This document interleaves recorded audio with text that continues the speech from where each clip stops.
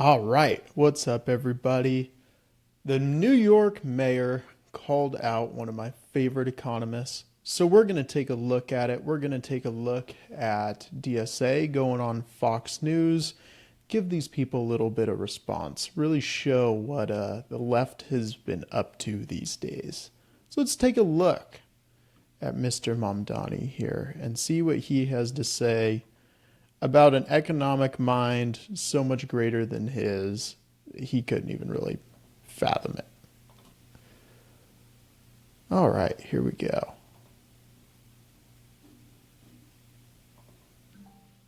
Throughout this process, I've been reminded of the words of the Austrian economist Friedrich Hayek.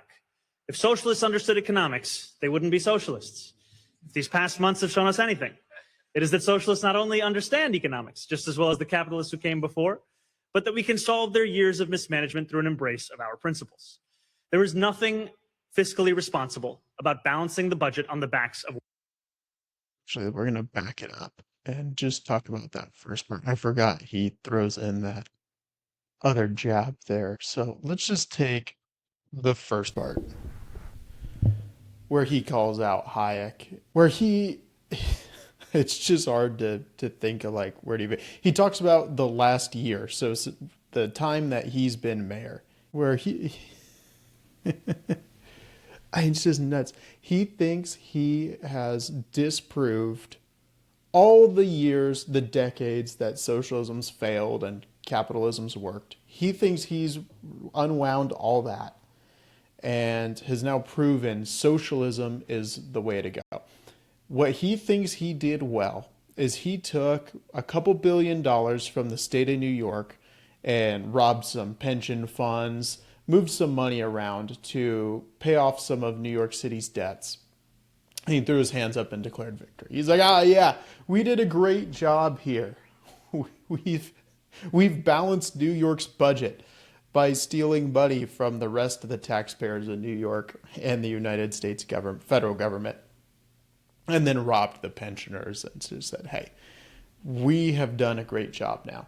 So I thought we'd take a look at what Mamdani's done, what he plans on doing, why he thinks he's got the credibility to call out one of the greatest economists of all time. And when he says an Austrian economist, he's talking about our school of economics, the small government guys. So let's look here at what Mamdani's done. He's decided he's going to open a grocery store, and it's going to cost $30 million to open this government grocery store where he says prices are going to be lower than local businesses. And so Mamdani sends out one of his Democratic Socialists to go explain how this whole thing happened and how it's going to work and why this is all a good thing. Actually, first, sorry, let's back up and finish this clip here of Mamdani, because he does throw another jab in there. Okay, here we go. But that we can solve their years of mismanagement through an embrace of our principles. There is nothing fiscally responsible about balancing the budget on the backs of working people. Yes, I just had completely forgot about this part. So he says he is going to solve capitalist mismanagement. And he kind of still sticks that with Hayek. So Hayek wanted a tiny government, like just the smallest government you could imagine. We're talking right after the Revolutionary War, like Articles of Confederation style government. And Mamdani wants a government so large that our $7 trillion budget right now doesn't even begin to fill the scope of what he thinks we should have here in the United States. These two people, Hayek and Mamdani, are on different planets economically. And he's like already declaring victory a year in and saying, oh yeah, the socialists, we've got it all figured out. It was capitalist mismanagement. That's the problem of New York City. It wasn't letting in, millions and millions of foreigners to come sit on welfare in New York City. That's not the problem. The problem is the capitalists. New York can't even be considered a capitalist city, New York City. It's not capitalist anymore. All the capitalists are leaving. All the guys on Wall Street, they're going to Florida, they're going to Texas, because the place is a socialist hellhole now, run by an actual communist, a guy who says he openly embraces socialism. And so he's got his line where he says, well, it's not fair to balance the budget on the backs of working people, which is, again, crazy. New York City has a budget higher than the entire state of Florida's, despite Florida having over twice as many people. And so Mamdani thinks that balancing the budget, in his mind, it could only be raising taxes. They can't cut any government services or reduce the scope of government. So raising taxes are the only thing the socialists can do. And he says, well, but to do that, we'd have to tax the working people, because if you tax the millionaires, they're just going to keep leaving. And they've already left in droves. And so he's saying, well, this isn't fair. We got to find other ways. So now what he wants to do is undercut the bodega owners, the restaurant owners, the grocery store owners in New York City, because he's got to find a way to raise government revenue, and he can't just keep raising taxes. And he's got trouble doing that as mayor anyways. So his next harebrained scheme is he's going to open this government grocery store, and he's going to use the revenue for that to, I think he said he wants to fund public housing with it, because they're going to, get rid of all the private landlords and just have the government be the landlord, like Cabrini Green in Chicago. That worked out super well for them. That was the high-rise public housing projects that ended up being so ghetto that they had to just bulldoze them because police couldn't even go in there. They were taken over by gangs, and the whole place was ridiculously dangerous. If you look now in the socialist housing programs, they'll say everyone's got a right to affordable and safe housing, meaning that you can't just have affordable housing all in one area, because it just becomes infested with murderers. And so that's why they have to have all these mixed income buildings now. You can't just have affordable housing areas, because that's not considered safe affordable housing anymore. So Mamdani here, he's decided he's again going to open this government grocery store. It's going to cost 4 times the construction cost of a typical grocery store, because they're all going to use all labor contracts. It's all going to be through the government. $30 million to build this grocery store. Again, 4 times as much as a standard grocery store. So you'd immediately think, well, the warmth of collectivism, if you're trying to build a grocery store that's 4 times the cost of a typical grocery store, that should be the end of the project right there. They're not going to be able to sell enough food to make the money to cover 4x the construction costs, especially when you take into account that they're going to have low food prices. They're going to undercut all the private grocery stores. So how the hell is this going to work? And the short answer is it's not going to. And we're going to listen to one of these DSA guys talk about it right here and tell you exactly how they think this is going to work. They're up breaking ground on one grocery store so far. It's going to cost $30 million to build a grocery store. In what world does it make sense to build a $30 million grocery store and put competitive pressure on the bodegas that are in the neighborhood? I think that what we saw in the mayoral campaign is the mayor was able to build a movement that inspired people to believe that we could have a government that works for ordinary people, that is actually responsive to the working class. The inspiration is great, but if So, again, these are just the dumbest people. I know we were trained to think growing up that, there's 2 sides to the political spectrum. They both have different ideas, but they want to get to the same area, and both ideas are coherent, the left and the right, blah, blah, blah. It's just not true. The left has no answer. They have no economic policies. This dude's asked about undercutting private grocery stores, and he just goes straight to the vibes of Mamdani's campaign. How are they even trotting this dude out to explain to us how all this is going to work? It doesn't make any sense. It's completely incoherent. their economic ideas are nowhere close to being equivalent to ours. No, they're not thought through at all. They're like, if you asked a 5-year-old how they thought government grocery stores would work, these are the kind of answers you would get from these people. Okay, let's finish the clip here with this guy. How would you feel if the government opened a big grocery store right next to your bodega? If one publicly owned grocery store that brings prices down in the neighborhood is enough to put someone out of business, then maybe they shouldn't have been in that business in the first place. Absolutely just crazy economic take. Just crazy. So this is defending. Ethan McCallum says, hey, if you come in here with a grocery store funded by the government that just has all these, food, you just say it's free. Let's just say all the food's free. And the government builds this $30 million grocery store for this. Of course, all the businesses around the town are going to go under. How could anybody compete with the government just giving out free food? And his response to that is, well, if you can't compete with free food, why are you in business to begin with? But that's like the entire point. Again, these people start with the conclusion. They start with that private business is bad and the government should just run all businesses. So then when Martha McCallum asks, hey, aren't all the private businesses just going to go bankrupt if you do this?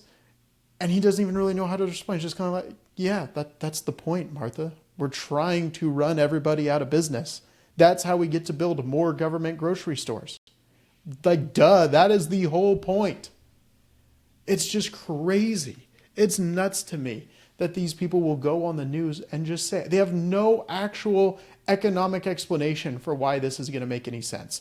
And if you're sitting there thinking, well, but free food would be great. If the government is willing to pay for free food, why shouldn't we let them? And the point is that it's not free. We have to pay for it through our taxes, and it actually costs 4 times as much. We already know that from the construction of the grocery stores. It's going to cost everybody 4x to have food that they call free and then drive out all of our local businesses. It's insane. The whole thing is completely incoherent if you come at it from the standpoint that it's supposed to make economic sense, but it's not supposed to. The whole point is just to drive out all private enterprise. Because then they've killed capitalism at that point. That's how they institute socialism. Just neighborhood by neighborhood. Government grocery stores go in, drive out all the private businesses. They all go bankrupt, and then at least they can go to the grocery store and get their free food that costs them 4 times as much in taxes to actually pay for. The whole thing is just completely insane. So then let's go to, we're going to come back to that guy because he's a real genius. You can tell that he's their TV guy because he's kind of the only normal looking one. Doesn't have any face piercings. He doesn't have the purple hair, but he's still just a completely dumb person. But let's look at another just shining example of democratic socialism and what Mamdani has achieved in New York City. Here is his argument against Friedrich Hayek. This is the mismanagement of capitalism he's talking about here. And you can already, just without even playing the video, just looking at this person, I mean, come on. This is just a freak show, man. Our city is turning the corner on tenant power. When we organize, we win results. The Mamdani administration is emboldening us so that we no longer tolerate the violence of evictions as a matter of business as usual. My landlord owns dozens of buildings, but he is not a steward of the public trust. In fact, it is the opposite. I mean, you can just see him just forcing this smile there in the background. Just like, look at him. He's like a hostage at his own press conference. Like, could you imagine for your party, you have to trot people like this out here and pretend like they're serious people talking about the violence of eviction? Let's take that off the screen. I don't want to have to torture you guys anymore with having to look at that. But let's talk about what she's saying here. So she's talking about, again, the violence of eviction, which is crazy because that woman is a Democratic Socialist. I say woman, I think that's a woman. I'm not 100% sure, to be honest with you. Between the hat and mask, you can't see much of anything there.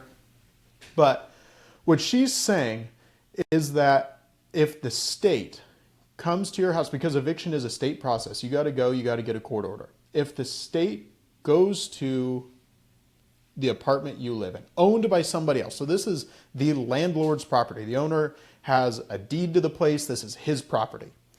If you stop paying rent per your agreement with the landlord, so you've broken your contract as the tenant, and he goes and gets a court order and then brings the sheriff in and they tell you, hey, you didn't pay your rent, you got to move out. That's what she considers to be violence.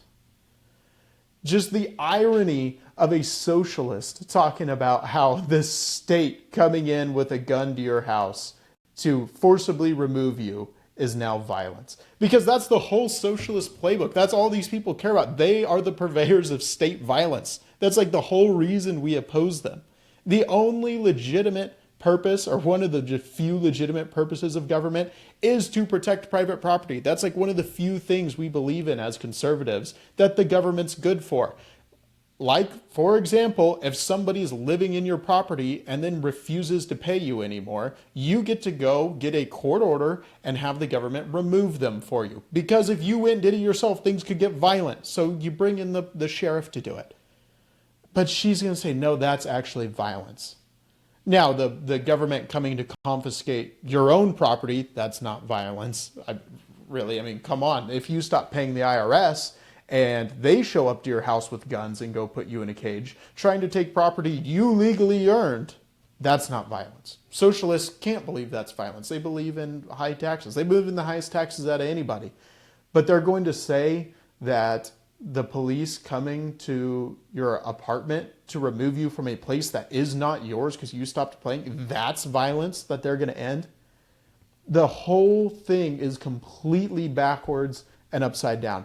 Their moral compass is just completely backwards. There is nothing about this that makes any sense at all. Their philosophies make no sense. That woman, if you walked around during COVID without a mask, she would have no problem with the cops beating the shit out of you and dragging you off to prison. She wouldn't have had a single problem with it. She would have had the police pin you down and forcibly inject you with the vaccine. She wouldn't have considered that violence at all. She would have said that's public safety. But not paying your rent and then the police coming in and enforcing an eviction order from a judge, that's violence. These people have it just completely backwards. It's just complete nonsense. I can't believe that people vote for this shit. People will look at that woman and go, hell yeah, that's right. That's right. Tenant protections. That's what we need. We're going to end the violence of eviction. And I don't know who that woman is. It's hard to say if she's one of the leftists that's just lying about it and knows, or yeah, if you're willing to still be wearing a mask in 2026, I'm going to go out on a limb and say maybe you're just a crazy person. You've got some mental issues, or maybe you're just kind of dumb. I don't know. I would like to think she's probably just a pawn of somebody like Mamdani who knows better, but I don't know. Just crazy. So let's go back to Great Value Orlando Bloom here and see what else this guy believes in. We'll leave Miss Mask Lady alone.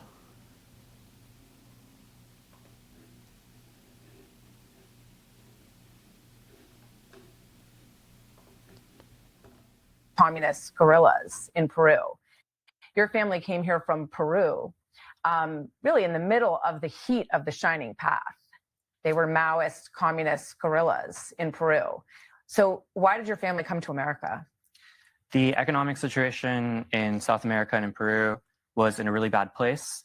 But I think that much of what we could say is responsible for that actually was the imposition of capitalism, and American imperialism in many cases is actually what brings immigrants to the U.S. outside. Just we're clear real quick. what Martha was saying here, because I'm pretty sure this is what she said, is that his parents were part of the Shining Path, which was a terrorist organization linked with Maoist China. So what happened was in Peru, a bunch of these terrorists tried overthrowing the democratically elected government in Peru because Peru was a capitalist nation. And then his terrorist parents, if what she's saying is right here, then moved to the United States. And or what this guy is saying is they moved to the United States because the situation in Peru was pretty bad. Yeah. And the situation in Peru was bad because the government was fighting a civil war against communist revolutionaries. That is typically pretty bad for your country, especially when you're a small South American country. So, and she's going to make the obvious point here in just a second. Side coming out of Latin America, and so they come here because they don't like the imposition of American imperialism in the country that they're in. Yes, in many countries. So they come here. In many countries, there have been undemocratic coups that have destabilized countries. And that's okay. We got to stop and talk about this because Martha makes the obvious point, right? That if your parents were communist revolutionaries that ignited a civil war, nearly destroying the country, they decided to leave and go to the United States because in their point of view, the United States destroyed their country. The whole thing makes no sense, of course. But just think about that for a second. Think about what our immigration system allowed, which is really I think the biggest part of the story here that Martha kind of ignored. And, it was during an interview, so it probably wasn't the best time to make this point. But the United States allowed communists from Peru to come to the United States. These were people who he admits hated the United States, blamed the United States for the destruction of his country. Wrongly, it was the communists that were attempting to destroy Peru at the time. The Shining Path was horrible. They killed, in the whole conflict, actually, not just what the Shining Path killed. I think 70,000 people were killed or disappeared in that conflict. The Shining Path would burn ballot boxes, attack polling centers, assassinate government officials, elected government officials. They were a truly brutal communist terrorist organization, which, as we know from the communists, not big fans of democracy. So they tried overthrowing the government. And so somehow the United States allowed those people to come here. And so they did. And of course, I assume they hate America. If a country, an imperial country, as they claim, destroyed my country, I would hate them. I probably wouldn't move to that country. If I did, I would probably act as some kind of far left agent trying to bring down the country from the inside, kind of like the Democratic Socialists. Seems kind of fishy, right? And that's exactly what happened. His parents came to the United States, obviously still harbored their far left views. They raised this guy, the economic illiterate here, and now he's a part of the Democratic Socialists. We have the videos of them saying their entire goal is to rip down the Western societies from the inside. That seems to be his goal. Let's actually, you know what? Let's stop this video and let's go look at that other one where his organization is talking about ripping down Western civilization. So we'll come back. We're about a third of the way through this video. We'll come back to this. So here's what DSA was saying about. And we Western have society. a unique responsibility to act from the heart of empire, the belly of the beast. The most important thing that we can do is take that empire down from within.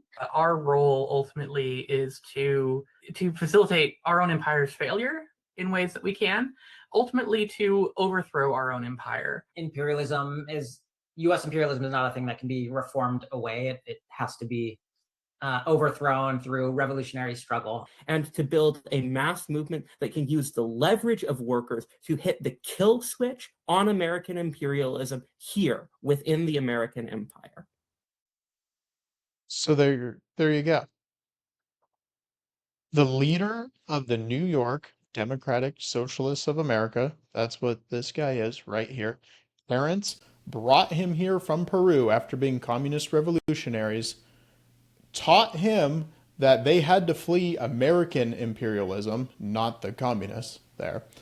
And then he grows up to be a part of the Democratic Socialists of America, who openly say their job is to rip down Western civilization from within. The whole thing makes total sense from their point of view.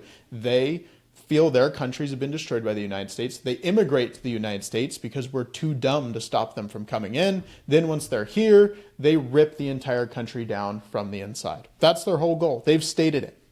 I don't think they could be any more clear about the entire thing. So I don't get it. I don't know what's going on here with why people can't understand this. Let's finish up the last of this little video here, and then we'll wrap this thing up. This screen. And that's pushed people out. Oh, well, you would think they would want to go somewhere that wasn't imposing that on them if that were the case. But, you know, it's interesting because the shining path, if you look at what they wanted to overthrow the democratic institutions in Peru. They wanted to abolish capitalism in Peru. And we see some of those same threads in the DSA in terms of what it stands for. And one of the So look at this dude's body language. Okay, I want to rewind this right here. He even says, hey, these people want to tear down the United States from the inside, and watch him nod his head. And we see some of those same threads in the DSA in terms of what it stands for. And one of the things is very... Look at that. So she is clearly saying, hey, the path in Peru tried ripping down their democracy from the inside. And we see those same threads with the DSA. He looks right at her and nods. It's the whole thing is insane. They're just so open about it. Very basic. You know, we've just celebrated the 250th anniversary of the country. And one of the most basic things is Article 1 in our Constitution. Are you in favor of abolishing Article 1 of the Constitution?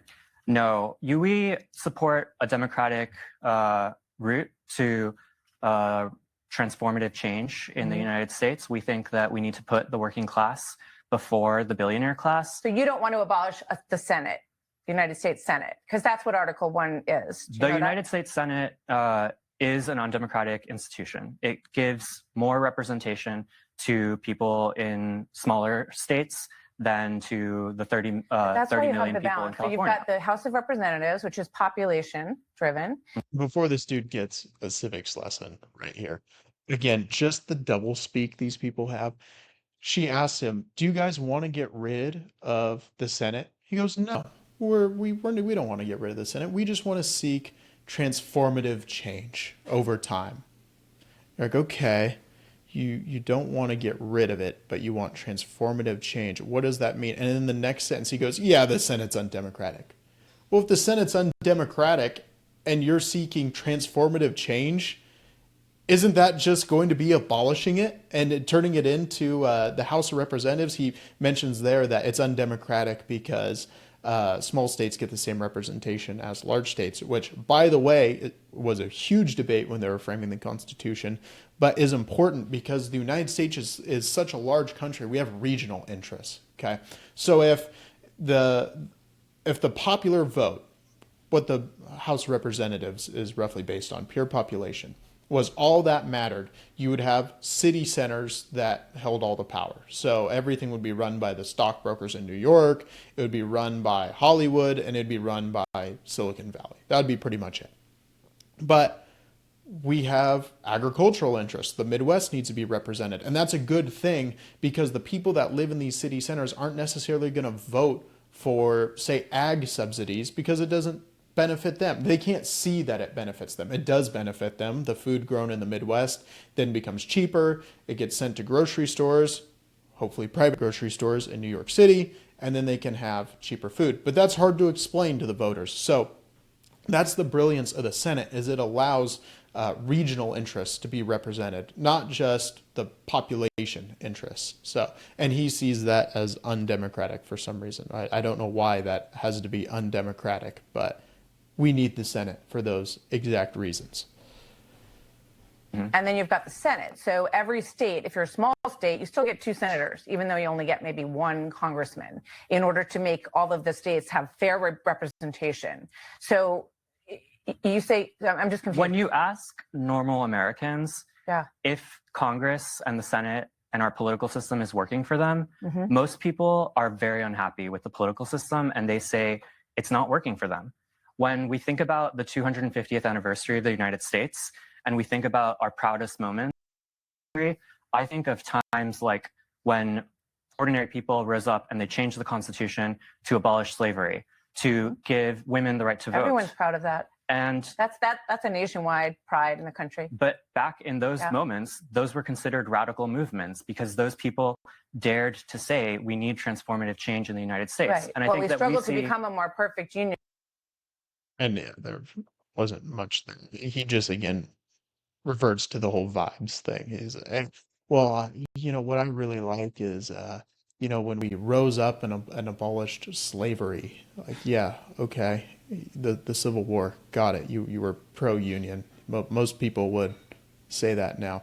You can tell this guy just has nothing. He's not going to make an actual constitutional argument as to why the framers that supported instituting the Senate were wrong. He's just going to say, it's undemocratic and we don't want to abolish it, which is weird. If you really believed it was undemocratic, you should just say you want to abolish it. Then it's just weird doublespeak. The whole thing, you can just tell this guy is like slimy. But that's it, guys. We're going to wrap it up there. Thanks for watching.